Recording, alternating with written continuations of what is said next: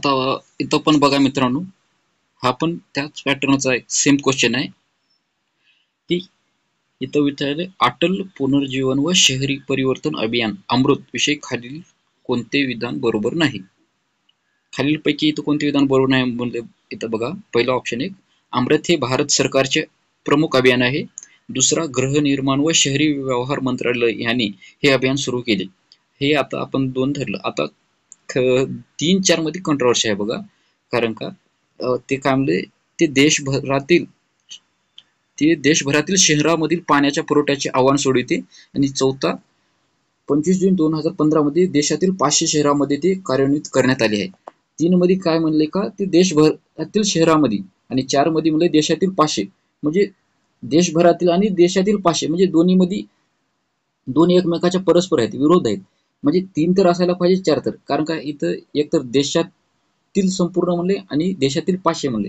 मग ज्या वेळेस ह्या दोन्हीपैकी जर आता सांगायचं असेल की इथं चौथा ऑप्शन काय सांगितले, 25 जून 2015 मध्ये देशातील 500, म्हणजे हे एकदम डिटेल्स मध्ये सांगितलेलं आहे, डेट वगैरे देऊन. म्हणजे ज्यावेळेस हे संपूर्ण डिटेल्स मध्ये दिले जाते, हे बरोबर वाक्य असते. म्हणजे माझं आतापर्यंत आयोगाच्या पेपरच्या अनालिसिस नुसार तर हे बरोबर येतात.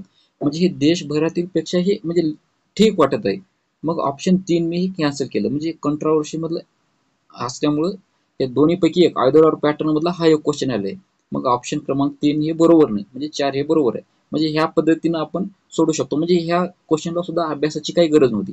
फक्त आपण एकदम शांतपणे विचार करून हे सोडवला तर क्वेश्चन सुटला असतं. आपण क्वेश्चन पेपरमध्ये ज्यावेळेस क्वेश्चन पेपर सोडत असतात त्यावेळेस घाई गडबड न करता एकदम पद्धतशीरपणे क्वेश्चन पाहणे आणि व्यवस्थित त्याचं वाचन करणे, ऑटोमॅटिकली क्वेश्चन सुटतात. आपण काय करतो, घाईमध्ये क्वेश्चन टिक मार्क करत जातो, मग ते असे क्वेश्चन, येणारे क्वेश्चन आपल्या हातातून सुटतात. म्हणजे एकदम फ्रीचे क्वेश्चन आहेत, आयोगाने आपल्याला बोनस दिलेले.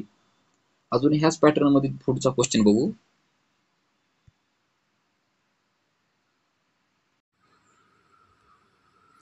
आता इथे बघा, इथं पण तेच काय विचारले, समेत शिखरजी हे तीर्थक्षेत्र गेल्या काही दिवसापासून चर्चेत आहे. या तीर्थक्षेत्राविषयी योग्य विधाने ओळखा. आता इथं बघा, ऑप्शन 1 नंबर काय म्हणले, हे जैन समाजाचे, ऑप्शन नंबर 1 हे जैन समाजाचे तीर्थक्षेत्र आहे. तर इथं बघा ऑप्शन ड काय म्हणले की हे हिंदू धर्मियांचे.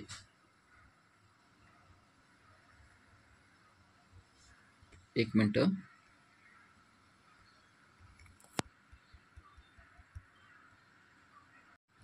ऑप्शन ड इथं काय म्हणले, तर इथं हिंदू धर्मियांचे म्हणलं बघा, ऑप्शन ड.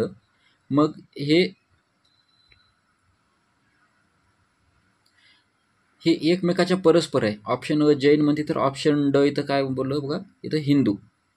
मग एकतर जैन राहणार आहे किंवा एकतर हिंदू असणार आहे, त्यामुळं अ ड येत नाही. आणि इथं बघा भ क मध्ये काय म्हणलं, हे तीर्थक्षेत्र झारखंडमध्ये आहे, आणि क मध्ये सांगितले की हे तीर्थक्षेत्र राजस्थानमध्ये आहे. म्हणजे इथं पण फक्त दोन्हीपैकी एकच असायला पाहिजे.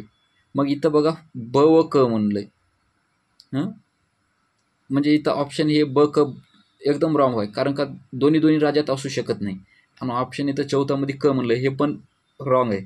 आणि इथं ऑप्शन आणि ऑप्शन 1 किंवा ऑप्शन 2 मध्ये आपण आता इथं विचार करायचा आहे. तर इथं सरळ ऑप्शन 2 इथं बरोबर आहे, कारण का हे जैन समाजाचे तीर्थक्षेत्र आहे आणि ते झारखंड राज्यामध्ये आहे. म्हणजे ह्या पद्धतीनं आपण एकदम अभ्यासाची गरज न लागता हे क्वेश्चन एकदम सोडू शकतो. फक्त तुम्ही शांत पद्धतीने एकदम संयम ठेवून हे क्वेश्चन सोडवलं पाहिजे. इथं अभ्यासाची अजिबात गरज नाही. तुम्ही फक्त तुमच्या जनरल अवेअरनेस न हे क्वेश्चन सोडू शकतो. त्यासाठी तुम्ही प्रॅक्टिस करणं महत्त्वाचं आहे. अवघाच्या क्वेश्चन पेपरचे जेवढं तुम्ही प्रॅक्टिस कराल तेवढं तुम्हाला हे क्वेश्चन सोडवता वेळेस तुम्हाला फायदा होईल. अजून असे बरेच व्हिडिओ आहेत तरी इथून पण व्हिडिओ पुढे मी टाकत जाईल. तर तुम्ही माझ्या प्रीतम कुद्रे ह्या यूट्यूब चॅनलला तुम्ही हे व्हिडिओ अपलोड केले जाईल, तुम्ही ते चॅनल सबस्क्राईब करा आणि बघा. म्हणजे अजून बऱ्याच फॉर्मॅटचे व्हिडिओ आहेत, हे फक्त एक फॉर्मॅट आहे. असे बरेच फॉर्मॅट आहेत की तुम्हाला अभ्यास न करता पण हे ट्रिकनं तुम्हाला क्वेश्चन सोडवता येतात.